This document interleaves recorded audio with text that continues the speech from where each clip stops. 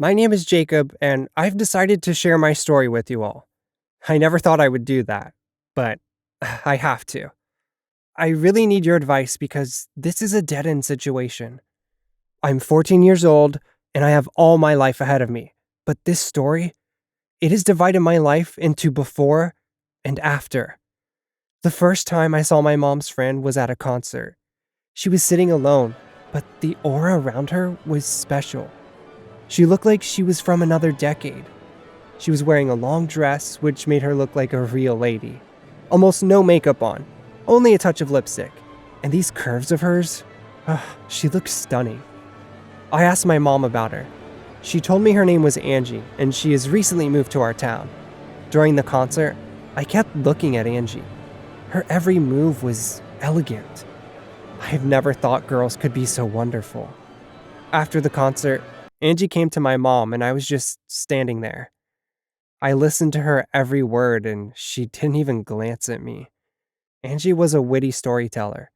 She was talking about politics, art, and sports. Her voice was warm and friendly. She wasn't speaking. She was revealing her soul. Angie and my mom had their own business, and adults don't usually inform their teenage children about stuff like that. On our way home, I asked my mom for Angie's phone number. Everything will work out naturally if I just had her number, I thought at the time. But the difficulties were about to begin. I didn't have the courage to call her for a long time. She wouldn't even remember who I was. She's so beautiful, so sophisticated. I'm sure she showered in men's attention. What would she want to do with Jacob, who can't even do his homework well? Girls of my age couldn't have possibly given me such feelings. They're crazy about their looks. Angie's so different from everyone I know. I began to collect more information about Angie. I found her online profile. I went through all of her photos. She looked stunning in each and every one of them. I found out that she didn't have a husband or any children. So I created a fake account and took a photo of a boxer for the main page. I've always wanted to look like these guys. At first, I put 48 in the age box, but then I thought it was too much. So I changed it to 32 and then to 30. I began to text Angie. I congratulated her on the holidays and gave her lots of compliments. Angie didn't respond very often. When she updated her profile photo, it was like an event for me. When she posted a video of hers, it was an occasion to celebrate. We've been texting for a week already. I was terrified that she would find out that it's me, Jacob, who texts her. I would be completely embarrassed. Angie turned out to be a smart narrator. She told me about art and music, and I've been falling deeper and deeper for her. I didn't pay attention to anything in my life, except for her. When I came home from school, I immediately went to my room, grabbed my phone, and opened Angie's profile. It was the best pastime for me. I forgot to eat, forgot to do my homework.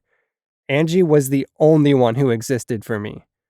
On Thursday, I opened her profile as usual. I scrolled through the page, looked through some photos, then I glimpsed at her status, and it said she was moving to another country. I realized that it was my last chance. So I admitted to her that it was me, Jacob, Linda's son, who was texting her, and begged her not to leave. She sent back a bunch of emojis.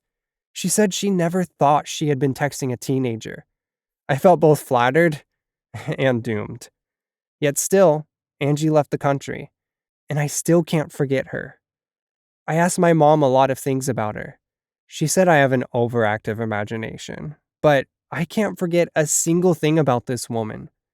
Via social media, I learned everything she likes. She likes cotton candy, adores Tarantino movies, and is crazy about classical music. Angie's not in my life anymore. Only a void that nothing is able to fill. My friends told me to let it go. They told me there would be thousands like her. I wish I could believe them, but I can't. When we were playing basketball, I missed her more than usual. My friends were really supportive of me. They even threw me a party. It would be really difficult without their support. I still text Angie every day, but she doesn't read my texts. But now I have a purpose in life. I understand now why she rejected me.